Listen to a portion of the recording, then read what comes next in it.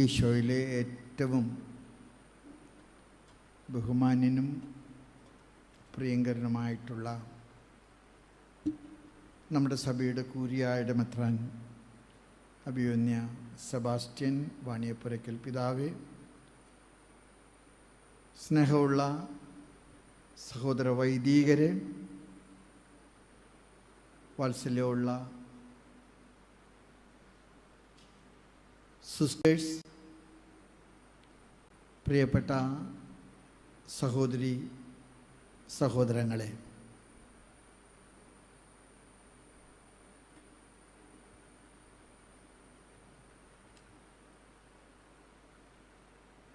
മാർത്തോമാ ശ്ലീഹായുടെ ധീരരക്തസാക്ഷിത്വത്തിൻ്റെ തുഹറാന നാം സാഘോഷം കൊണ്ടാടുകയാണ്. സിറോ മലബാർ സഭയുടെ ആസ്ഥാന കാര്യാലയം, തറവാട്ട് വീടായ മൗണ്ട് സെൻറ്റ് തോമസിലെ നമ്മൾ ഒന്നിച്ചു കൂടിയിരിക്കുമ്പോൾ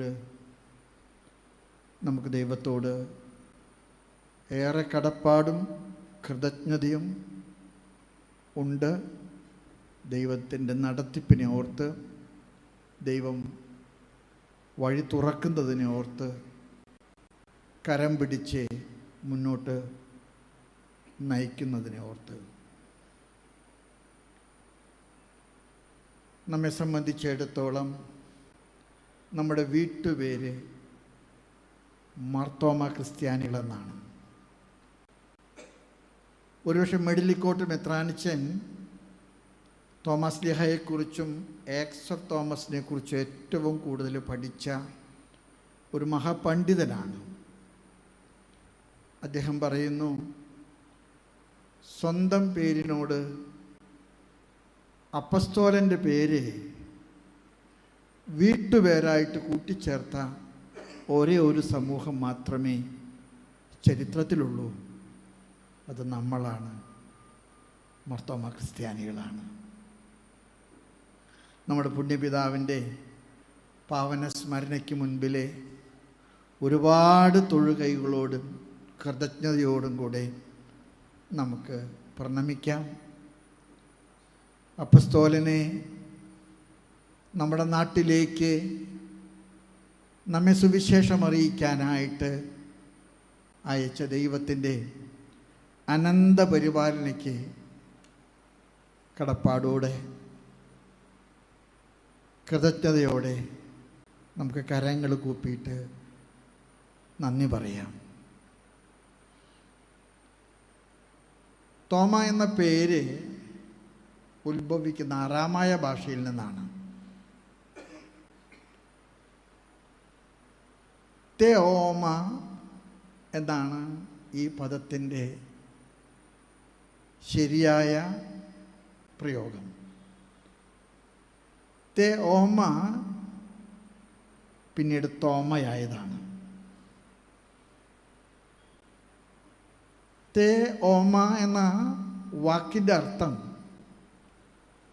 ഇരട്ട, അതിലൊന്ന് എന്നാണ്. അതുകൊണ്ട് തന്നെ പലരും പറയുന്നത് തോമസ് ലീഹ ഇരട്ട പെറ്റവരിൽ ഒരാളാണെന്നാണ്. തോമ പിന്നീട് ഗ്രീക്കിലേക്ക് ഭാഷാന്തരം ചെയ്തപ്പോൾ അതിൻ്റെ തർജ്ജമയാണ് ദിദിമോസ്. ദിദിമോസിൻ്റെ അർത്ഥവും ഇരട്ടകൾ, അതിലൊന്ന് എന്നാണ്. തോമസ് ലീഹ AD 52 കൊടുങ്ങല്ലൂരിലെ കപ്പലിറങ്ങുകയും പാലയൂരും കൊടുങ്ങല്ലൂരും കൊക്കമംഗലത്തും നിരണത്തും പറവൂരിലും നിലയ്ക്കലും കൊല്ലത്ത് പള്ളികൾ സ്ഥാപിച്ചു. അങ്ങനെ 7 സമ്പൂർണ്ണ പള്ളികളും തിരുവാങ്കോട് അരപ്പള്ളിയും സ്ഥാപിച്ചു എന്നാണ് ചരിത്രം നമ്മെ പഠിപ്പിക്കുന്നത്. മലയാറ്റൂര് തോമസ്ലിയെ സംബന്ധിച്ചിടത്തോളം വളരെ പ്രധാനപ്പെട്ട ഒരു സ്ഥലമായിരുന്നു. തൻ്റെ ശ്ലൈഹിക വേലയ്ക്കിടയിലെ പ്രാർത്ഥിക്കാനും വിശ്രമിക്കാനും അദ്ദേഹം കണ്ടെത്തിയ സ്ഥലമാണ് മലയാറ്റൂര്. ഇന്നും മലയാറ്റൂര് നമ്മെ സംബന്ധിച്ചിടത്തോളം ഒരുപാട് പ്രാർത്ഥനാനുഭവം നൽകുന്ന നമ്മുടെ പിതാവിൻ്റെ പാദസ്പർശമേറ്റ പുണ്യഭൂമിയാണ്. കേരളത്തിലെ തൻ്റെ അപ്പസ്തോലിക പ്രവർത്തനങ്ങൾക്ക് ശേഷം അദ്ദേഹം തമിഴ്നാട്ടിലേക്ക് കന്യാകുമാരി വഴി പോയെന്നാണ് വിശ്വാസത്തിലെ നമ്മൾ കരുതുന്നത്. മദ്രാസിലെ മൈലാപ്പൂര്, ചിന്നമല ഇതൊക്കെ നമുക്ക് ഓർമ്മയുള്ള സ്ഥലങ്ങളാണ്. ചിന്നമലയിൽ വെച്ച് അദ്ദേഹം ശത്രുക്കളാൽ വധിക്കപ്പെടുകയും മൈലാപ്പൂരെ ഖബറടക്കപ്പെടുകയും ചെയ്തു. അദ്ദേഹത്തിൻ്റെ തിരുശേഷിപ്പുകൾ മധ്യശതകങ്ങളിലെ ഒർത്തോണയിലേക്ക് മാറ്റപ്പെടുകയും ഇന്നും അത് ഒർത്തോണയിൽ സൂക്ഷിക്കപ്പെടുകയും ചെയ്യുന്നു. മേജർ ആർച്ച് ബിഷപ്പായിട്ട് തിരഞ്ഞെടുക്കപ്പെട്ട ശേഷം ഞാൻ ഒർത്തോണയിലെ നമ്മുടെ വന്യപിതാവിൻ്റെ തിരുശേഷിപ്പുകൾ കണ്ടു വണങ്ങുന്നതിനായി പോകാൻ ദൈവം അവസരമൊരുക്കിയത് നന്ദിയോടുകൂടെ ഞാൻ ഓർക്കുന്നു. ഒർത്തോണയിൽ നിന്ന് കാർഡിനൽ ടിസ്രാൻഡിൻ്റെ പ്രത്യേക ഇടപെടൽ മൂലം നമുക്ക് നൽകപ്പെട്ട അദ്ദേഹത്തിൻ്റെ കരമാണ് കൊടുങ്ങല്ലൂരിലെ ഇന്ന് നമ്മൾ സൂക്ഷിക്കുന്നത്. കൊടുങ്ങല്ലൂരിലെ തോമസ്ലീഹായുടെ തിരുശേഷിപ്പ് നമുക്ക് ലഭിച്ചതിൽ വെച്ച് ഏറ്റവും മേജറായിട്ടുള്ള ഒരു റിലീക്കാണ്. തോമസ്ലീഹ സുവിശേഷത്തിലെ വളരെ പ്രകടമായിട്ട് 3 സ്ഥലങ്ങളിൽ സന്നിഹിതനാണ്. ആ 3ഉം യോഹന്നാൻ്റെ സുവിശേഷത്തിലാണ് താനും. നിങ്ങൾക്കെല്ലാവർക്കും അറിയാം, യോഹന്നാൻ സുവിശേഷം വിരചിച്ചത് വളരെ ദൈവശാസ്ത്രപരമായിട്ടാണ്. സിനോപ്റ്റിക് ഗോസ്പൽസ് എല്ലാം തന്നെ കർത്താവിൻ്റെ പ്രവർത്തനങ്ങളെക്കുറിച്ച് നടത്തുന്ന വിവരണങ്ങളാണ്, അത്ഭുതങ്ങൾ, സൗഖ്യങ്ങൾ. എന്നാൽ യോഹന്നാൻ ഈശോ കർത്താവ് ദൈവവുമാണെന്ന് തെളിയിക്കാൻ നടത്തുന്ന പരിശ്രമമാണ്. യോഹന്നാൻ്റെ സുവിശേഷത്തിലെ തോമസ്ലീഹ കാണുന്ന രംഗങ്ങൾ നമ്മൾ പരിശോധിക്കുകയാണെങ്കിൽ ആദ്യമായിട്ട് അദ്ദേഹത്തെ നമ്മൾ കണ്ടുമുട്ടുന്നത്, അല്ലെങ്കിൽ അദ്ദേഹത്തിൻ്റെ ദൈവശാസ്ത്ര ചിന്തകൾ വെച്ച് നോക്കുമ്പോൾ ആദ്യത്തെ അദ്ദേഹത്തിൻ്റെ പ്രകടമായ സാന്നിധ്യം യോഹന്നാൻ്റെ സുവിശേഷത്തിലെ 20-ാമത്തെ അധ്യായത്തിലെ 28-ാമത്തെ വചനമാണ്. കർത്താവ് ഉത്ഥാനത്തിന് ശേഷം പുതുഞായറാഴ്ച തോമായ്ക്ക് വേണ്ടി വീണ്ടും വന്നെന്നാണ് പറയുന്നത്. അതുകൊണ്ട് തന്നെയാണ് തോമസ്ലീഹായുടെ തിരുനാൾ പുതുഞായറാഴ്ച ആഘോഷിക്കുന്നതിൻ്റെ പ്രധാനപ്പെട്ട കാരണം.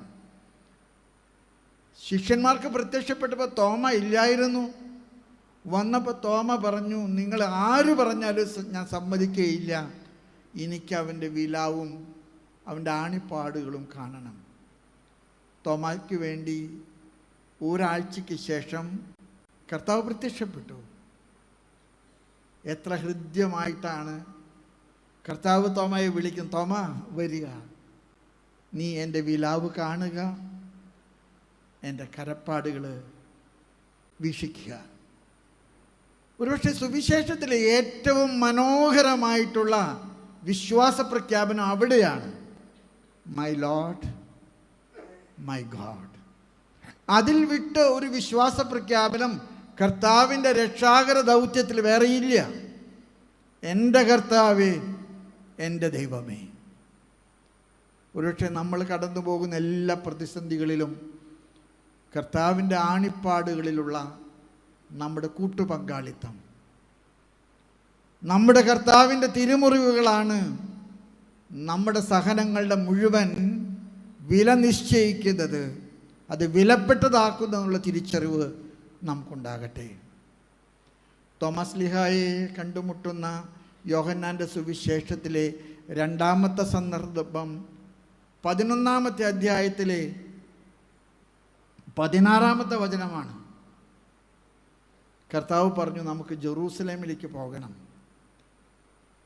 ജെറൂസലേമിൻ്റെ രാഷ്ട്രീയ സ്ഥിതികളും മതപരമായിട്ടുള്ള അവസ്ഥകളും കൃത്യമായിട്ടറിയാവുന്ന പത്രോസും ആന്ത്രയോസും യാക്കോബും ഒക്കെ പറഞ്ഞു, ബുദ്ധിയല്ല, വിവേകമല്ല, നിനക്ക് ഒരുപാട് ശത്രുക്കളുള്ള ഒരു സ്ഥലമാണ്, നിന്നെ കാത്തിരിക്കുകയാണ്, നീ അങ്ങോട്ട് പോയാൽ അപകടമുണ്ട്, ഒഴിഞ്ഞു മാറുന്നതാണ് ബുദ്ധി എന്ന് ശിഷ്യന്മാരെ ഉപദേശിച്ചപ്പോൾ വ്യത്യസ്തമായിട്ട് സംസാരിക്കാൻ ചങ്കൂറ്റം കാണിച്ച ഒരാളാണ് നമ്മുടെ പിതാവ്.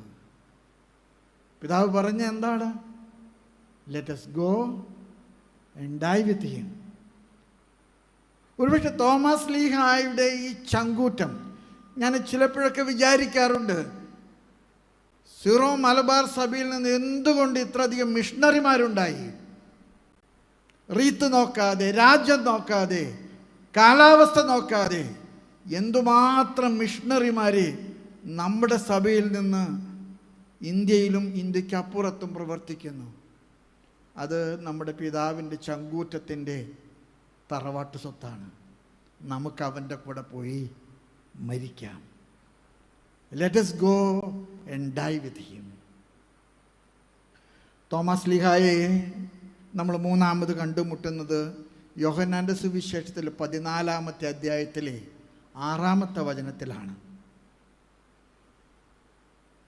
കർത്താവ് തൻ്റെ യാത്രയെക്കുറിച്ച് പറഞ്ഞപ്പോൾ സ്വർഗത്തിലെ പിതാവിൻ്റെ പക്കലേക്കുള്ള യാത്ര, അതേക്കുറിച്ച് ശിഷ്യന്മാരോട് പറഞ്ഞപ്പോൾ അവർക്കൊന്നും മനസ്സിലായില്ല. ആർക്കും ചോദിക്കാൻ ധൈര്യമില്ലായിരുന്നു. തോമസ് ലീഹ ചോദിച്ചൊരു ചോദ്യമുണ്ട്, നീ എങ്ങോട്ടാണ് പോകുന്നത്? അങ്ങോട്ടുള്ള വഴി എവിടെയാണ്? ഞങ്ങൾക്ക് എങ്ങനെയാണ് അവിടെ വരാൻ കഴിയുക? കർത്താവ് കൊടുക്കുന്ന മനോഹരമായിട്ടുള്ളൊരു മറുപടിയുണ്ട്. അത് സുവിശേഷത്തിലെ സ്വർഗരാജ്യത്തിൻ്റെ വഴിയാണ്. Thoma, I am the way, I am the truth, I am the life. Thoma, ഞാനാണ് വഴി, ഞാനാണ് സത്യം, ഞാനാണ് ജീവൻ. ഒരുപക്ഷെ നമ്മെ മാർഗവാസികൾ എന്ന് വിളിക്കുന്നതിൻ്റെ കാരണം അതുതന്നെയാണ്. മാർഗം കണ്ടെത്തിയവരെ, അപ്പസ്തോലൻ തന്ന മാർഗത്തിലൂടെ വഴിതെറ്റാതെ ചരിച്ചവരെ. അപ്പസ്തോലൻ്റെ തുകറാന കൊണ്ടാടുമ്പോൾ ഞാൻ നിങ്ങളോടൊക്കെ പറയും, പ്രതിസന്ധികളെ നിങ്ങൾ ചക്രവാളങ്ങളാക്കണം. ബുദ്ധിമുട്ടുകളെ നിങ്ങൾ കാൽവരിയിലെ ഉത്ഥാനത്തിലേക്ക് നോക്കി വ്യാഖ്യാനിക്കണം. കർത്താവ് നമുക്ക് മുമ്പിലെ തുറന്ന വഴി അത് കുരിശിൻ്റെ വഴിയാണ്. നമുക്ക് മുൻപിൽ ഉയർത്തിയ പതാക അത് ഉത്ഥാനത്തിൻ്റെ പതാകയാണ്. ഒരിക്കലും അതുകൊണ്ട് തന്നെ ഒന്നിനെക്കുറിച്ചും അസ്വസ്ഥതപ്പെടാതെ കർത്താവിലെ കരം ചേർത്ത് അപ്പസ്തോലൻ തൊട്ടാണിപ്പാടുകളിലെ നമ്മുടെ കരം തൊട്ട് കർത്താവിൻ്റെ രക്തത്തിൻ്റെ കറ നമ്മുടെ വിശ്വാസത്തിൻ്റെ തിരിശേഷിപ്പായിട്ട് തിരിച്ചറിഞ്ഞുകൊണ്ട് ജീവിക്കാൻ നമുക്ക് പ്രാർത്ഥിക്കാം. നമുക്ക് ധാരാളം ദൈവവിളികൾ ഉണ്ടാകണം. ഇന്ത്യ മുഴുവനും നമുക്ക് തുറന്നു. ഇന്ന് ഇന്ത്യക്കപ്പുറത്തേക്കും നമ്മെ ക്ഷണിക്കുന്നു. മാർപ്പാപ്പ ഗൾഫിലേക്ക് നമുക്ക് താക്കോല് തന്നിരിക്കുകയാണ്. പ്രതിസന്ധികൾ നമ്മളെ തളർത്തരുത്. പ്രതിസന്ധികൾ കാൽവരിയിലേക്കും ഉത്ഥാനത്തിലേക്കുമുള്ള നമ്മുടെ ക്ഷണക്കത്തായിട്ട് നമുക്ക് കൈക്കൊള്ളാം. നിങ്ങൾ ഇന്നത്തെ ദിവസം ഇവിടെ വന്നതിൽ ഒരുപാട് നന്ദിയുണ്ട്. നമ്മളൊരു കുടുംബമാണ്, നമ്മളൊരു തറവാടാണ്, നമ്മളൊരു വീടാണ്. നമുക്കൊന്നിച്ച് നമ്മുടെ പിതാവിൻ്റെ ഓർമ്മ കൊണ്ടാടുമ്പോൾ പിതാവ് നമുക്ക് നൽകിയിട്ടുള്ള ഈ വലിയ വിശ്വാസത്തിൻ്റെ തറവാട്ട് സ്വത്ത് നഷ്ടപ്പെടാതെ സൂക്ഷിക്കാൻ പ്രാർത്ഥിക്കാം. നമ്മുടെ എല്ലാ കുടുംബങ്ങളെയും, നമ്മുടെ എല്ലാ സന്യാസ സമൂഹങ്ങളെയും, നമ്മുടെ എല്ലാ സെമിനാരികളെയും പരിശീലന ഭവനങ്ങളെയും, നമ്മുടെ എല്ലാ സംഘടനകളെയും, അതുമായി ബന്ധപ്പെട്ട എല്ലാ പ്രവർത്തനങ്ങളെയും അപ്പസ്തോലൻ മാധ്യസ്ഥത്തിന് സമർപ്പിച്ചുകൊണ്ട് നിങ്ങൾക്കെല്ലാവർക്കും തിരുനാളിൻ്റെ മംഗളങ്ങൾ നേർന്നുകൊണ്ട് പിതാവിൻ്റെയും പുത്രൻ്റെയും പരിശുദ്ധാത്മാവിൻ്റെയും നാമത്തിൽ ആമേൻ.